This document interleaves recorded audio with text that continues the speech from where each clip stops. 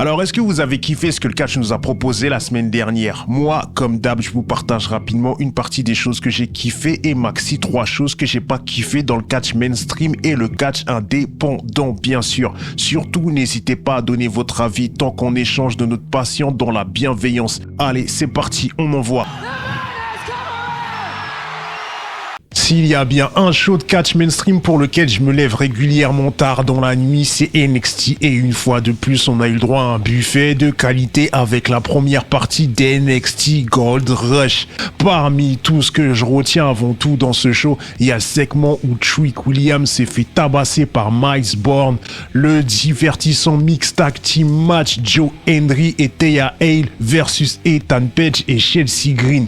Puis le point à souligner, c'est qu'à chaque fois que Chelsea Green catch à NXT, ses capacités in-ring sont plus mises en avant que dans le main roster. Devon Evans et Leon Slater versus Dark State, c'est vraiment le genre de match qu'il te faut dans un show. Ce duo, Devon et Leon, il est vraiment trop chaud. Les deux combinent tellement bien qu'on dirait qu'ils taffent ensemble depuis des années, raison pour laquelle ces gars pourraient vraiment triompher en champion tag team. Mention spéciale pour la future top star, la franchise player Sol Ruka. En plus de ses acrobaties en vendant convenablement sa blessure kayfabe, elle s'est mise en valeur avec quelques moves plus brutales, des prises qui mettent en valeur sa puissance physique, des petits détails convaincants pour présager un potentiel heel turn.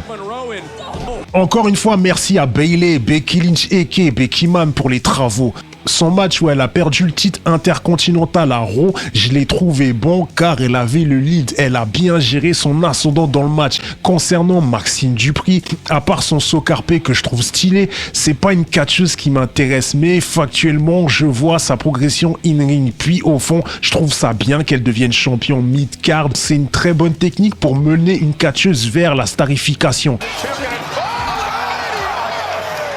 On a eu le droit à une belle dinguerie en weekly du côté de la EW. Red Velvet versus Mercedes Moné. Ça peut être grandiose entre les deux si elles se retrouvent dans une sérieuse rivalité. Il y a une alchimie qui glisse comme la neige. T'as l'impression qu'elles se détestent profondément quand tu vois l'animosité qu'elles mettent en scène.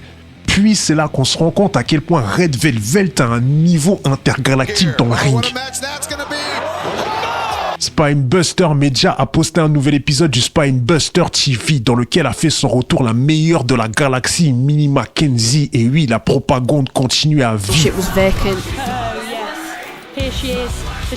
Elle a remis son titre en jeu contre Alea James dans un match où elle a pu jouer tranquillement de sa puissance et montrer une partie de sa facette de délinquante du ring, de méchante, d'antagoniste principal, top heel de classe mondiale.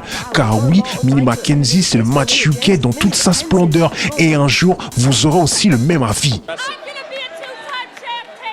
Donc on retourne vers NXT Gold Rush pour le main event, Tatum Paxley versus Madame Jessie Jane, la Madame Jessie Jane. Sans surprise, j'ai kiffé la voir regagner le titre majeur d'NXT car Mamma Mia, c'est la plus juteuse en même temps la plus nerveuse. C'est la boss finale, une vraie méchante qui solidifie sa legacy. Au passage, mention spéciale pour la perf de Tatum Paxley qui est incroyable. Son moveset, il est chambé, sa gimmick te donne envie de la supporter. Du coup, j'espère qu'elle va perdurer dans le catch mainstream et qu'elle gagnera d'autres titres. Car, en plus d'assurer dans le ring, elle est très attachante tellement elle interprète bien son rôle.